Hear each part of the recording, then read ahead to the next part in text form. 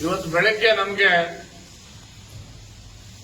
ಜಿಲ್ಲಾಧಿಕಾರಿಗಳು ಒಂದು ಆದೇಶ ಹೊರಡಿಸಿದ ಏನಂದ್ರ ಶ್ರೀ ಅದೃಶ್ಯ ಕಾಡಸಿದ್ದೇಶ್ವರ ಸ್ವಾಮೀಜಿ ಕನ್ನೇರಮಠ ಇವರನ್ನು ವಿಜಯಪುರ ಜಿಲ್ಲೆಗೆ ಭೇಟಿ ನೀಡಲು ಪ್ರತಿಬಂಧಿಸಿ ಆದೇಶ ಅಂತ ಕೊಟ್ಟರು. ದಿನಾಂಕ 15 ನಿನ್ನೆ ಡೇಟ್ ಹಾಕ್ಯಾರ.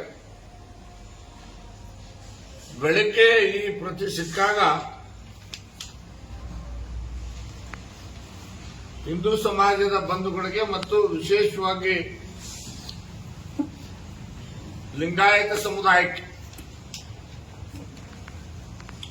ವೀರಶೈವ ಲಿಂಗಾಯತ ಸಮುದಾಯಗಳಿಗೆ ಮತ್ತು ಅವರ ಸದ್ಭಕ್ತರಿಗೆ ಬಹಳಷ್ಟು ನೋವುಂಟಾಯಿತು. ಈ ಮಣ್ಣಿನ ಮಗನನ್ನ ಈ ಮಣ್ಣಿಗೆ ಬರದಂಗೆ ತಡೆಯುವಂತ ಕೃತ್ಯವನ್ನ ಇವತ್ತು ಕಾಂಗ್ರೆಸ್ ಸರ್ಕಾರ ಮಾಡಿದೆ. ಇದೊಂದು ಹೇಡಿ ಸರ್ಕಾರ, ಇದೊಂದು ಸನಾತನ ಹಿಂದೂ ವಿರೋಧಿ ಸರ್ಕಾರ, ಇದು ಸತ್ಯ ವಿರೋಧಿ ಸರ್ಕಾರ, ಇದು ಧರ್ಮ ವಿರೋಧಿ ಸರ್ಕಾರ. ಮಾತೆತ್ತಿದ್ರೆ ಕಾಂಗ್ರೆಸ್ನವರು, ಕಾಂಗ್ರೆಸ್ನ ನಾಯಕರಾಗಿರ್ತಾರೆ ರಾಹುಲ್ ಗಾಂಧಿ ಅವರು ಎರಡು ವಿಚಾರ ಹೇಳಿದ್ರು. ಒಂದು, ಸಂವಿಧಾನ ಬಚಾವ್, ಸಂವಿಧಾನದ ಪುಸ್ತಕವನ್ನು ಕೈಯಲ್ಲಿ ಹಿಡ್ಕೊಂಡು ಯಾವಾಗಲೂ ವೇದಿಕೆ ಮೇಲೆ ಸಂವಿಧಾನ ಬಚಾವ್ ಸಂವಿಧಾನ ಬಚಾವ್ ಅಂತ ಮಾಡ್ತಿರ್ತಾರೆ. ಇದೇನಾ ಸಂವಿಧಾನ ಬಚಾವ್? ಲಕ್ಷಾಂತರ ಜನ ಭಕ್ತರನ್ನು ಹೊಂದಿರತಕ್ಕಂಥ ಕಾಯಕ ಯೋಗಿ, ಸದಾ ಕಾಯಕವನ್ನು ಮಾಡಿ ಬದುಕುವಂತ ಮಠ, ಲಕ್ಷಾಂತರ ರೈತರಿಗೆ ಸಾವಯವ ಕೃಷಿ ಮಾಡಲಿಕ್ಕೆ ತರಬೇತಿ ಕೊಟ್ಟಂತ ಮಠದ ಶ್ರೀಗಳು, ಗ್ರಾಮೀಣ ಪ್ರದೇಶದಲ್ಲಿ ಅನೇಕ ಸ್ಕಿಲ್ ಡೆವಲಪ್ಮೆಂಟ್ ಅನ್ನ ಯುವಕರಿಗೆ ತರಬೇತಿಯನ್ನು ಕೊಟ್ಟು ವಿಶೇಷವಾಗಿ ಕೃಷಿಯಲ್ಲಿ ತೊಡಗಲಿಕ್ಕೆ ಪ್ರೇರಣೆ ಕೊಡ್ತಾ ಇರತಕ್ಕಂಥ ಸ್ವಾಮೀಜಿಗಳು, ಕನ್ನೇರಮಠದ ಸ್ವಾಮಿಗಳು. ಅವರು ಬಿಜಾಪುರ ಜಿಲ್ಲೆಗೇನೆ ಬರದಂಗೆ ಪ್ರತಿಬಂಧಿಸುವಂತಹ ದುರಹಂಕಾರ, ದುರ್ಬುದ್ಧಿ ಸರ್ಕಾರಕ್ಕೆ ಬಂದಿರತಕ್ಕಂಥದ್ದು. ಇದನ್ನ ನಾವೆಲ್ಲ ಹಿಂದೂ ಪರ ಸಂಘಟನೆಗಳು ಮತ್ತು ಹಿಂದೂ ಸಮಾಜ, ವೀರಶೈವ ಲಿಂಗಾಯತ ಸಮಾಜ ಇದನ್ನು ಉಗ್ರವಾಗಿ ಖಂಡಿಸ್ತೇವೆ. ಯಾರೋ 4 ಜನ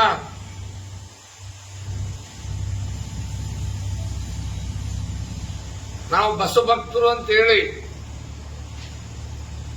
ಬಸವಣ್ಣನ ಹೆಸರಿನ ಮೇಲೆ ಇಲ್ಲ ಸಲ್ಲದ ಕೆಲಸಗಳನ್ನು ಮಾಡಿದಾಗ ಅದನ್ನ ವೀರಶೈವ ಲಿಂಗಾಯತ ಸಮಾಜದ ಹಿರಿಯರಾಗಿ ಸ್ವಾಮೀಜಿಗಳಾಗಿ ಅವರಿಗೆ ಬುದ್ಧಿ ಹೇಳ್ತಕ್ಕಂಥ ಕೆಲಸ ಮಾಡಿದ್ದಾರೆ. ಆದೇಶಕ್ಕೆ ಎಂಬಿ ಪಾಟೀಲ್ರೇ ನೀವೇ ಹೊಣೆ, ಇದಕ್ಕೆ ನೀವೇ ಜವಾಬ್ದಾರರು. ಒಂದ್ ವೇಳೆ ನೀವೇನಾದರೂ ನಿಮ್ಮ ಅನುಮತಿ ಇಲ್ಲದೆ ಮಾಡಿದ್ರೆ ಕೂಡಲೇ ಡಿಸಿ ಟ್ರಾನ್ಸ್ಫರ್ ಮಾಡಿ, ಕೂಡಲೇ ಡಿಸಿ ಮೇಲೆ ಕ್ರಮ ತಗೊಳ್ಳಿ. ಈಗೇನ್ ನಾನು ನೋಡಿದೆ, ನಾನು ಪೂರ್ತಿ ಡಿಟೇಲ್ ಆಗಿ ಹೋಗಿಲ್ಲ. ಇಲ್ಲಿ ಅವರು ಒಬ್ಬ ಡಿಎಸ್ಪಿ ಯಾವ್ರವ್ರು ಗೊತ್ತಿಲ್ಲ ಅವ್ರಿಗೆ. ಶ್ರೀಗಳು ಇದೇ ಮಣ್ಣವರು, ಗಮನದಾಗಿರ್ಲಿ. ಅವ್ರು ಬರೀತಾರೆ ಏನಂತ, ಶ್ರೀಗಳು ಹೇಳಿಕೆ ಕೊಟ್ಟ ಮೇಲೆ ಲಿಂಗಾಯತ ಸಮಾಜ ಆಕ್ರೋಶಗೊಂಡ್ಬಿಡತ್ತಂತೆ. ನಾವೆಲ್ಲ ಲಿಂಗಾಯತ ಸಮಾಜದವರಪ್ಪ, ನೀವು ಯಾವ ಸಮಾಜದವ್ರು ಗೊತ್ತಿಲ್ಲ ನನಗೆ. ಇಲ್ಲಿ ಶಾಂತಿ ಭಂಗ ಉಂಟಾಗ್ತದೆ ಅಂತ ಹೇಳಿದಾರೆ. ನೀವೇನು ಪೊಲೀಸ್ ಇಲಾಖೆಯವ್ರು ಕತೆಗೆ ಹಾಕಿದ್ರನ್ನ? ಪ್ರಿಯಾಂಕಾ ಖರ್ಗೆ RSS ನಿಷೇಧ ಮಾಡ್ರಿ ಅಂತ ಹೇಳಿಕೆ ಕೊಟ್ಟರದ, ಅವಾಗ ಶಾಂತಿ ಭಂಗ ಆಗಲ್ಲ. ವಿಧಾನಸೌಧದಲ್ಲಿ ನಿಂತ್ಕೊಂಡು ಪಾಕಿಸ್ತಾನ ಜಿಂದಾಬಾದ್ ಅಂತ ಹೇಳಿದ್ರಲ್ಲ, ಅವಾಗ ಶಾಂತಿ ಭಂಗ ಆಗಲಿಲ್ಲ. ಅವಾಗ ಯಾಕೆ ಅವರು ನಿಷೇಧ ಮಾಡಲಿಲ್ಲ ನೀವು? ಕನ್ನೇರು ಶ್ರೀಗಳು ಕೊಟ್ಟಿರ್ತಕ್ಕಂಥ ಹೇಳಿಕೆ ಆಡು ಭಾಷೆಯಿಂದ ಕೊಟ್ಟಿರ್ತಕ್ಕಂಥದ್ದು ಮತ್ತು ಒಬ್ಬ ಹಿರಿಯ ಸ್ವಾಮೀಜಿಯಾಗಿ ಬುದ್ಧಿ ಹೇಳಿರ್ತಕ್ಕಂಥ ಸಮಾಜವನ್ನ ಮನೆ ಮುರಿದ ಕೆಲಸ ಏನು ಮಾಡಕತ್ತಿದ್ರಲ್ಲ. ಎಂ ಬಿ ಪಾಟೀಲ್ ನೆನಪಿರಲಿ, ನಿಮ್ಮ ನೇತೃತ್ವದಲ್ಲಿ ಈ ಹಿಂದೆ ಒಂದ್ಸಾರಿ ಲಿಂಗಾಯತ ಧರ್ಮ ಪ್ರತ್ಯೇಕ ಧರ್ಮ ಒಡ್ಯಾಕ್ ಹೋಗಿದ್ರೆ ಇದೇ ನಿಮ್ಮ ಕೆಪಿಸಿಸಿ ಅಧ್ಯಕ್ಷ ಡಿ ಕೆ ಶಿವಕುಮಾರ್ ಚುನಾವಣೆ ಸಂದರ್ಭದಲ್ಲಿ ಸಮಾಜದ ಕ್ಷಮೆ ಕೇಳಿದ್ದಾರೆ. ನೆನಪಿದೆಯಾ ನಿಮಗೆ? ಅಸೆಂಬ್ಲಿಯಲ್ಲಿ ಕ್ಷಮೆ ಕೇಳಿದ್ದಾರೆ, ನೆನಪಿದೆಯಾ? ಅದಕ್ಕೆ ಸಮಾಜ ಒಡೆಯುವಂತ ಕೆಲಸಕ್ಕೆ ನೀವು ಯಾರು ಕೂಡ ಕೈ ಹಾಕಬಾರ್ದು. ಹಾಕಿದ್ರೆ ಅಂದ್ಮೇಲೆ ಅದರದ್ದು ಪರಿಣಾಮನ ನೀವು ಎದುರಿಸಬೇಕಾಗ್ತದೆ. ಮತ್ತು ನಾನು ಕನ್ನೇಶ್ವರ ಶ್ರೀಗಳ ಬಗ್ಗೆ ಬಹಳ ಸ್ಪಷ್ಟವಾಗಿ ಹೇಳಲಿಕ್ಕೆ ಬಯಸ್ತೇನೆ. ಎಂ ಬಿ ಪಾಟೀಲ್ ಇದರ ನೇರ ಹೊಣೆ ಉಸ್ತುವಾರಿ ಸಚಿವರು ಹೊರಬೇಕಾಗ್ತದೆ. ಇದರ ನೇರ ಹೊಣೆ ಮುಖ್ಯಮಂತ್ರಿಗಳು ಹೊರಬೇಕಾಗ್ತದೆ. ಒಂದ್ ವೇಳೆ ನಿಮ್ಗೆ ಗೊತ್ತಿಲ್ಲದೆ ಆಗಿದ್ರೆ ಕೂಡಲೇ ವಾಪಸ್ ತಗೊಳಕ್ ಕೇಳಿ, ನೀವು ಕನ್ನೇರ ಶ್ರೀಗಳ ಕ್ಷಮೆ ಕೇಳಿ, ಡಿಸಿ ಮೇಲೆ ಕ್ರಮ ತಗೊಳ್ಳಿ. ಸರ್ಕಾರಕ್ಕೆ ಕೂಡಲೇ ಏನು ಕನ್ನೇರ ಶ್ರೀಗಳ ಪ್ರತಿಬಂಧಿಸಿ ಏನೋ ಆದೇಶ ಹೊರಡಿಸಿದ್ರೆ ಅದನ್ನು ವಾಪಸ್ ತಗೋಬೇಕು.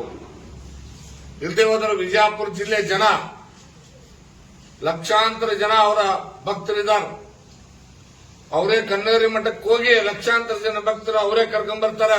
ಬಿಜಾಪುರ ಜಿಲ್ಲೆ ಒಳಗಡೆ ಲಕ್ಷಾಂತರ ಜನ ಬೀದಿಗಿಳಿದು ಕನ್ನೇರಿ ಶ್ರೀಗಳನ್ನ ವಿಜಾಪುರ ಬೌಂಡ್ರಲ್ಲಿ ಕರ್ಕೊಂಡ್ಬರ್ದಾಗ ಅವ್ರನ್ನ ತಡೆಯುವಂತ ತಾಕತ್ತು ದಮ್ಮು ನಿಮ್ಗೆ ಇದೆಯಾ ಅಂತ ಕೇಳಲಿಕ್ಕೆ ಬಯಸ್ತೇನೆ.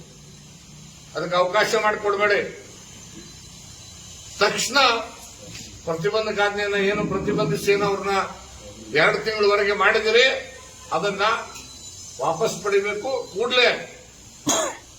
ವಿಜಯಪುರ ಜಿಲ್ಲೆಯಲ್ಲಿ ಅವ್ರು ಕನಿಷ್ಠ ಮಹಾರಾಷ್ಟ್ರದ ಮಠದಲ್ಲಿ ಇದ್ರು ಕೂಡ ತಿಂಗಳಲ್ಲಿ ಒಂದು 10-15 ದಿನ ಆದ್ರೂ ಕೂಡ ಅವ್ರು ಬಿಜಾಪುರ ಜಿಲ್ಲೆಯಲ್ಲಿ ಇರ್ತಾರೋ.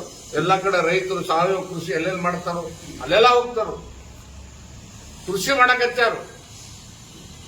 ಹಳ್ಳಿಗಾಡಿನ ಯುವಕರಿಗೆ ಸ್ವಾಭಿಮಾನದ ಬದುಕನ್ನು ನಡೆಸಲಿಕ್ಕೆ ಅವಕಾಶ ಮಾಡಿಕೊಟ್ಟಾರ. ಅದಕ್ಕೋಸ್ಕರ ನಾವು ಆಗ್ರಹ ಮಾಡ್ತೇವೆ, ತಕ್ಷಣ ಪ್ರತಿಬಂಧಿಸಿರ್ತಕ್ಕಂಥ ಏನು ಆಜ್ಞೆ ಇದೆ ಅದನ್ನು ವಾಪಸ್ ಪಡಿಬೇಕು ಅಂತಕ್ಕಂಥ ಆಗ್ರಹವನ್ನು ಈ ಸಂದರ್ಭದಲ್ಲಿ ಮಾಡ್ತೇವೆ. ಇಲ್ಲದೆ ಹೋದ್ರೆ ಮುಂಬರ್ತಕ್ಕಂಥ ದಿನಗಳಲ್ಲಿ ನಾವು ಸ್ವಾಮೀಜಿಗಳನ್ನ ಈ ವಿಜಯಪುರ ಜಿಲ್ಲೆಯ ಎಲ್ಲ ಹಿಂದೂ ಸಮಾಜದ ಬಂಧುಗಳು ನಾವೆಲ್ಲ ಅವ್ರ ಭಕ್ತರು ಸೇರಿ ತೀರ್ಮಾನ ಮಾಡಬೇಕಾಗ್ತದೆ. ಅವ್ರನ್ನ ನಾವೇ ಕನ್ನೇರಿ ಮಠಕ್ಕೆ ಹೋಗಿ ಅವ್ರನ್ನ ಬಿಜಾಪುರ ಕರ್ಕೊಂಡ್ಬರುವಂತ ಕೆಲಸವನ್ನ ನಾವೆಲ್ಲರೂ ಸೇರಿ ಮಾಡಬೇಕಾಗ್ತದೆ ಅಂತಕ್ಕಂಥ ಮಾತನ್ನು ಈ ಸಂದರ್ಭದಲ್ಲಿ ಹೇಳಿ ನನ್ನ ಮಾತುಗಳನ್ನು